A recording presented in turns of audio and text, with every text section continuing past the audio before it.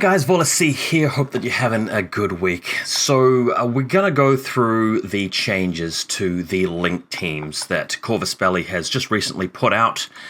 And I will be doing the explainer and the tutorial and the commentary and the philosophical tirade as we always do. But before we get to that, what is the bottom line? What's the verdict? What is the too long, didn't read, the TLDR of it all? Let's just address that first and get that right out of the way. So I would much rather be playing this version of the game as opposed to the one that we previously had. Corvus Belli have made some good changes, and I want you to take this away from the video. There's going to be a lot of stuff. There's going to be the usual criticism, but this is an improvement. We're dealing with a better version than we had before. So overall, we have to be grateful for that, and we have to give credit where it's due. You know, they have actually done some good things to the game. Cool. So we just wanted to get that out of the way to start with.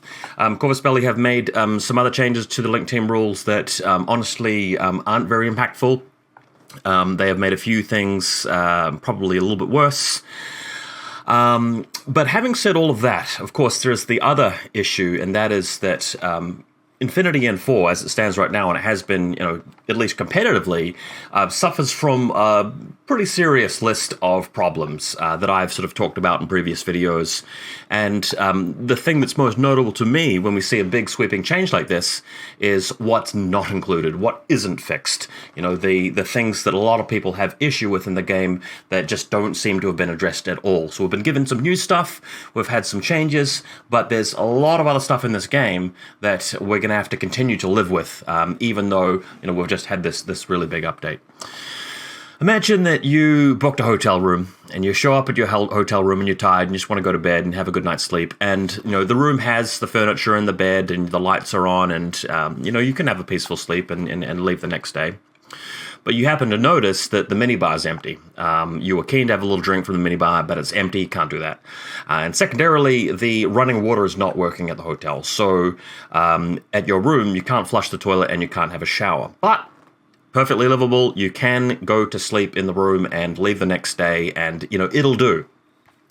But, expecting a little bit of better customer service from this hotel, you talk to somebody and say, hey, can you send someone up and take a look at this? It would be better, since I'm paying money for this, it'd be better if, you restock the minibar so I can, have something to drink.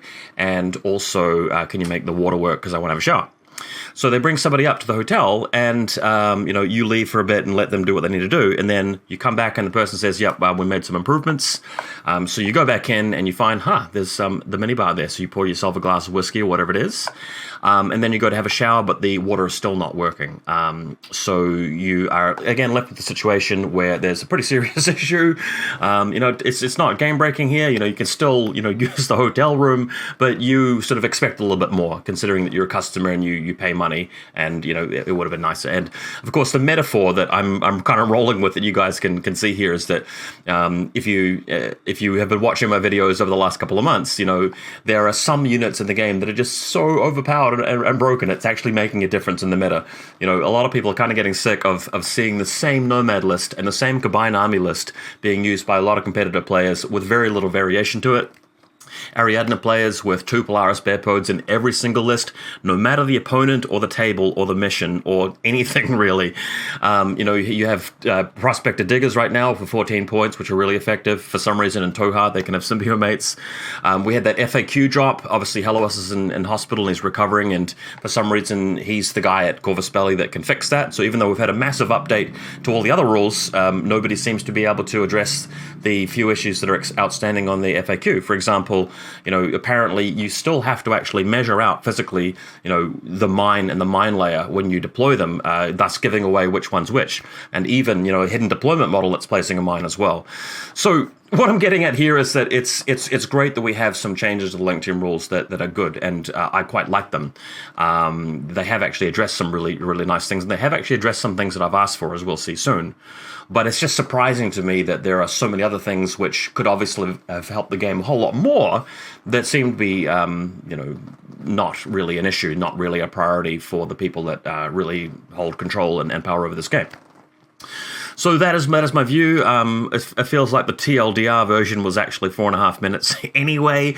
So like you may as well shut off the video. That's all I have to say. But we will go through and of course just talk in a bit more detail, especially for newer players. By the way, newer casual players, everything I've said so far will not really affect you very much. The game is more of a problem at sort of high level. At lower level, it's a very playable and competitively decent game, especially compared to something like Games Workshop.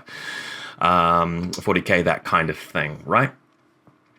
Cool. I probably should also say in passing that there are a lot of casuals out there who are like, oh my god, this totally has profoundly changed the game. It hasn't. I sincerely can tell you that this is going to get old pretty quick, and the way the game plays is not going to be that much different. Another question that has sort of come up over the many years of Infinity that people seem to always ask each other is, which is better? The vanilla faction, like the vanilla Yu Cheng, the vanilla Hakslam, or is it the sectorials? You know, because sectorials, you can have linked teams, but there are a limited number of different unit profiles that you can have. And right now, more than any other time in the game's history, it's much clearer what the answer to that question is, and I can tell you without any doubt or hesitation whatsoever that categorically vanilla factions, at least the best 4 or 5 of them, are much better than sectorials. It's just how it is now. I wouldn't have been able to say that a few years ago, but now we know for sure that vanilla factions, specifically vanilla Nomads, vanilla Combined Army, vanilla Hakslam, and vanilla Ariadna, they are up there at S tier at the top, and the sectorials are a bit lower. And the changes that have just happened have actually weakened sectorials generally. Some of them have got more powerful. For example, the new Morats. They're more powerful than the old Morats. But they're not S tier, you know, god level, vanilla faction sort of level, as we could talk about a little bit later. So maybe towards the end of the video, I'll revisit that and talk a bit more about why there's that disparity, why there's that power difference between the vanilla factions and sectorials. For now, it's probably about time, 7 minutes into the video, that I get started with a bit of an explainer. So if you click the link in the video description, you'll come to a place where you can download this. As always, I really would just recommend just reading word for word the actual Corvus Belli document here, more so than YouTube videos, because this is going to give you the exact wording of what, of how this works, right? So get the document, have a read through, and then this video will help really with some examples and just reassuring you that you've understood it correctly. When you're an army builder at the moment, where previously you would have seen a little bit of text underneath the area for the unit, where I'm sort of hovering my mouse right now, like this little bit here, what you now need to do is come up to where it says Fire Teams Chart, click on this, and you get a little chart here, which of course you can scroll down. At the bottom, there's the rules generally about how fire teams get their bonuses, and then here is the formation rules here. But again, that document that we just looked at really will go over it. So I'm going to turn our attention to a few examples, which hopefully will make this easier, but it'll also allow me to sort of commentate a bit more on sort of the meaning behind it and the value judgments about what's changed. So for that, as always, let us jump into TTS, and I might just drop the webcam for a second. Whoops. There we go. Cool, so we're going to do 3 different examples, starting with these guys. So this is a group of Fusiliers from Pan-Oceania, and obviously the fire team leader marker is not normally that big, it's just for show. So you have Fusilier, Fusilier, Fusilier, and Fusilier. There's 4 of them, and then there's the Kamau with a multi-sniper. And we're going to pretend that this is the Varuna sectorial. So this has been one of the most notorious and infamous link teams in the game of Infinity for quite a long time now. When it first became a thing that you could add this guy to the link team, a lot of people were kind of a little bit stupefied by that. The thing about this that's really egregious is that the Fusiliers are dirt cheap. They're extremely inexpensive, and they don't need to do anything during the game. They provide a regular order, they're extremely cheap, and they grant bonuses to this guy who does the shooting. So this is the model that does active turn shooting, but more importantly, the reactive turn shooting. He's up as an ARO, so on a map like this, if you're deploying somewhere, you'd have the group just sitting at the back, and you'd have the multi-sniper at the front, right? So this guy's, here, and he's watching the table. He's able to see all the way down there, and these guys are just hiding. These guys are just prone. You can put them back here if you want to, and it's just really all about this one guy. And he is Ballistic Skill 13, +3 for being in a link team, and he has MSV 2, and he's got Mimetism, which is kind of crazy. So that's why you quite often see these discussions in Discord and Facebook on the forums about, okay, well, my faction is, I don't know, US Ariadna, and, you know, my friend plays Varuna, and I'm always up against this guy. Every single list has this unit in this link team. How do I deal with it? And it's become an egregious thing, and it's become something that's not been great about the game, because everyone that plays Varuna has to have a link team that looks like this. And if you want to be a bit more creative and try and solve the game in a different way and be a bit more adventurous and take a different kind of unit, you're punished for that because you miss out on the efficiency that this affords you. It's also a bit silly that a player who, you know, is not playing as well as you, who's making mistakes, can have that Kamau sniper just sitting there, and when you attack it with the strongest model in your army, the absolute best tool for the job, and you've played correctly, this thing's still a bit too hard to beat because it's Ballistic Skill 16, 13 plus the link team bonus of 3. So you guys probably all know this. You know, casual players may be sort of catching up on this just now, but what's changed is that when you have a link team that is mixed, meaning that it has more than one type of unit, so you have one type of unit here, these are all Fusiliers, and then you have another type of unit that's a Kamau. A Kamau is not a Fusilier. Then the bonuses apply differently. So what happens here is that the link team as a whole get +1 ballistic skill, not +3 for having this guy in it. And where previously they would have had +3 to discover, they don't actually have that. So when you're dealing with this kind of setup, the Kamau is Ballistic Skill 14 instead of 16, which is a difference. And it's, in my opinion, a good thing, because when you've got a strategy which is just really brainless and is just not really fun to engage with and mandatory, the game isn't really as fun as a result. If we just come back to this, so what you're seeing there is you've got a Fusilier fire team, so that's how you create it. So you have the minimum 1 Fusilier, maximum 5, and you put them in your list. And by the way, these little hyperlinks quite like these. But as soon as you put something else in here, like an Orc Trooper, it becomes a mixed link. So if we scroll down to the bottom here, fire team bonus chart, if you play the classical way and you have 5 Fusiliers, you get all of these bonuses. So you get the same bonuses that you would have in the previous version of the game before this update came out. But if you have, sorry, I got it the wrong way around. So on the right-hand side, excuse me, fire team composition bonus, same unit, you get all of these, which is the extra additional stuff going up to +3 ballistic skill cumulatively, because you get this bonus here and these bonuses. But if you have a mixed link, you only get these bonuses on this side here, right? So that is why the new Varuna is weaker. Because you can't get +2 ballistic skill on your Kamau. It probably will be pointed out that amongst this list of different things here that's available, there are, you know, a few more little bits and pieces you can get away with in Varuna that you couldn't before, but they're not really enough to compensate for this loss that Varuna has really suffered here, because the thing that was making Varuna most competitive and the thing that sort of kept them competitive and powerful was mostly this. And you could still do it, it's just a little bit weaker now. So the takeaway here for people who are sort of new is that previously, you know, it was just about the number of guys in the link to get the bonuses, and that's all. As long as you've got 5 guys, they're fully buffed up. But now, if you have 5 guys and they're not all the same guy, you don't quite get the same buffs. They're weakened a little bit. Okay. So again, the document will spell it out a little bit more clearly, but this is just a bit of an example. Let's move on to the second one. So these beautiful guys here, check out the paint job from Axel on this Liang guy, by the way, just amazing. So one link team that you weren't able to do with White Banner in the past was to include Shaolin monks. And now you can include them. And one other thing about this example is that what we're seeing in the link team rules is that some specific link teams are getting this little bit of flavor text here where it says the members of this fire team have some special rule that applies to all of them. So in this particular case, the Shaolin monks are regular instead of irregular if Liang Kai is part of them. All right.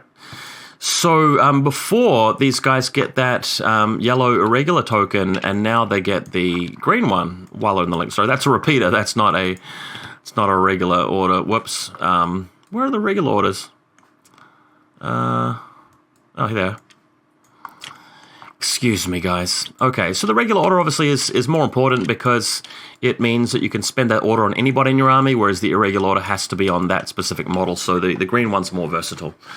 So this is a buff to White Banner, which I think is kind of cool. Having more link team options is better than having less, gives you more diversity with list building, and you're taking a sectorial that's not the strongest sectorial in the game, and you are buffing it up a bit, and this is a very usable link team. If I played White Banner, would I use this?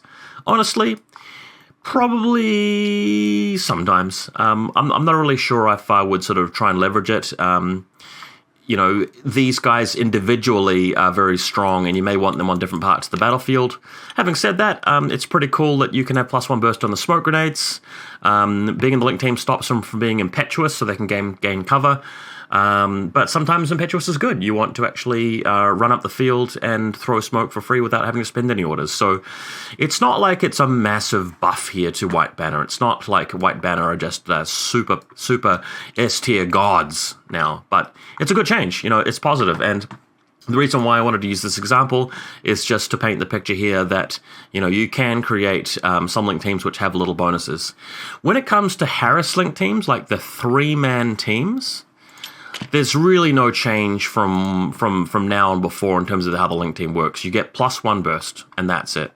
Unlike over here, where, you know, to get the maximum 5-man benefits, it depends on whether your link teams are mixed up or not. And over here, having Liang Kai in here as opposed to, you know, a 3rd Shaolin Monk, for example, just makes no difference. You know, they're going to get +1 burst either way, right? So cool little example there, and White Banner a little bit more interesting with this. Having said that, what happens when you try to take some Zanshis, like we did with the Varuna sectorial? So you got 5 Zanshis here. They all get the maximum link team's bonus, right? But what you would usually do is you'd take a Shang-Chi, specifically the one with the tactical awareness and APHMG, the absolute god. And the thing is, when you add this guy to the link team, he is getting +1 ballistic skill instead of +3 because it is a mixed link team now. They're not the same unit.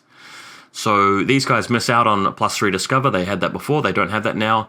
And they miss out on +3 ballistic skill. Now they only get +1 ballistic skill. So when White Banner was kind of relying on this sort of link team before, they've got this instead. And let me ask you, which would you prefer? Would you like your Shang-Chi to be an extra 2 ballistic skill? Or would you like the ability to have Shaolin Monks in your Harris with regular orders instead of irregular? And, you know, for some of you, the answer might be the Shaolin Monks. For me, personally, I would prefer for my Shang-Chi to be as good as it possibly can, because that's what's usually going to be in the important firefights, so they're going to give me an overall game advantage or not. So, yeah, it doesn't really feel like overall White Banner is a lot better. To me, personally, I feel like they're slightly weaker, but that's a little bit subjective. I'm not really sure if I could say 100% confidence that I'm right about that. It's just a feeling. Cool. Now, with the Fire Teams chart, some sectorials actually have the ability to have more than 1 Harris. White Banner, for some reason, doesn't have that option. If we go out here and we go to something like Druze, I think they are one of the options. So Fire Teams chart, nope, they only 1 Harris. Okay, that's a bit lame. Ikari Company, I think they were allowed to do it. Let me just check. Nope, just 1 Harris. I mean, it could be bugged. I'm not really sure what the situation was. I'm sure there are some sectorials that can have 2 Harris. I must just be clicking on the wrong ones. Anyway, you can find that out in your own time if you like. Let's move to the last example, the new Morats. So Morats have had a lot of changes, and they are a better sectorial than they were in the past. They're stronger now and more interesting. This link team that we're looking at right now just wasn't possible under the old rules.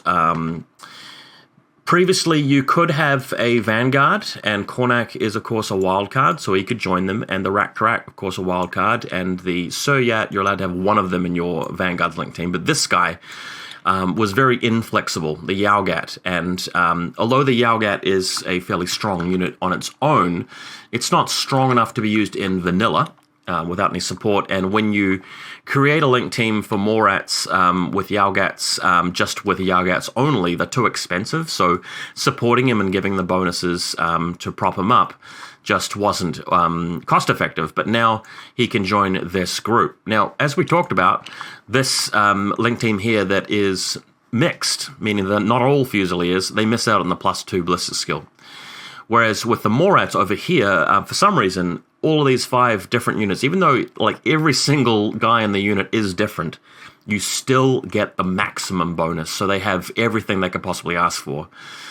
And why is that? And that's because when you look at the link teams here for creating a Morat fire team, some of the units have the word Morat in brackets, and the word in brackets corresponds to the kind of fire team, and it means that your model counts as a Morat for the purposes of whether it's mixed or not. So what that's saying is that this guy is a Morat. That's fine. So we've got one of them. Minimum link team, requirements fulfilled. Kornak counts as a Morat, so it's as if you're having another Morat, like another just normal Morat guy.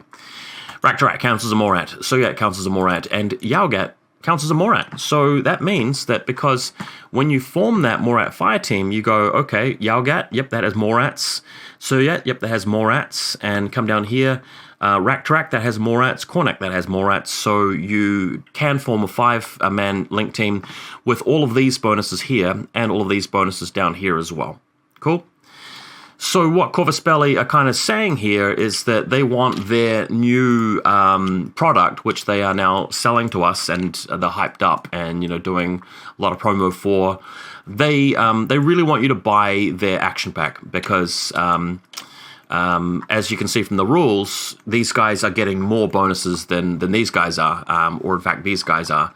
For no apparent reason other than that, the sectorial's new, they need to sell the box, and also because Morats are kind of weak otherwise. So I actually agree with it, despite, sounding all critical there.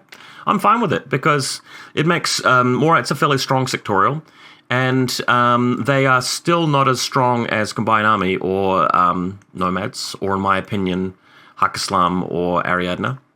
Because they're missing the camo infiltrators, they're missing really, really good warbands, they're missing like little tools and really optimized units that that the big boys have and these guys don't.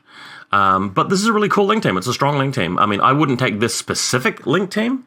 You may have noticed I played a game with Morats the other day, and there's a bat rip of it on my channel, but my Morat team has a lot of Kaitoks, and the Kaitok is just the underpowered button that you sort of want to press here. Specifically this unit here, where for only 22 points, you still get to have the link team bonuses for everybody else. And with the link team bonuses, he can fire a couple of Flaming Spears out at BS 15, or at close range, Heavy Pistol Burst 3, or Burst 4 Chain Rifle. It's pretty crazy, and he's got Armor 5, 2 wounds, despite barely costing anything. So, typical undercosted unit. All of the other units for Morats, I'm not really going to go through them in this video, but I don't find them particularly interesting. All of those other new ones that came out just don't really seem that wonderful to me. I like the guy with the Skurgot. What is he called? The Tyrock Hunter with the Skurgot. Quite like that guy. I think he's pretty cool. Great. So that's really an overview of how the link teams work. Instead of looking for the individual unit here and looking for text underneath it, you go through the fire teams chart. And we are at a situation where there are a whole bunch of new little link teams to explore. Hang on, where's my video capture? Let's just come back here. So yeah, there's a whole new list of link teams to explore, but my prediction is that, again, people have pretty short memories. This is going to go all pretty fast. If you pick a sectorial that you like and you explore the link teams for a little bit, after you've played a few games of them, you will have gained a feeling of whether they're strong or weak. And in a few months' time, I think the vast majority of people will have come round to the obvious conclusion that we still have an issue where Nomads stronger than they need to be, Combined Army stronger than they need to be, and so on. You might remember that video I did a while back with the top 10 most overpowered units in the game. I still wouldn't touch that list, even though these changes have been made. So even though you can link Kaitoks aren't a top 10 unit in the game. It's just how it goes. Interestingly, Corvus Belli did see fit to touch a couple of unit profiles that a lot of people thought were too strong, one of them being Jazz and Billy. So they went up in points cost slightly, which to me is astonishing because it tells us a few things. Number one, it tells us that Corvus Belli are capable of making a points cost change to an overpowered unit. So they're correct to raise the cost of it. It's still too cheap. I would still put that unit in my top 10 despite the points increase, which is crazy. But the thing that's most shocking about that is that they're willing to casually change the points cost of Jazz and Billy correctly. But the Avatar's fine. Polaris Bearpode's fine. The Asawira, fine. Puppet Bot's fine. No need to change any of those units, of course. Daylami, fine. No need to fix those. So that's their thinking. And you look at something like Andromeda, they made that unit not as good as Infiltrating now, and it's because a lot of people were complaining that an Alpha Strike with Andromeda was too powerful.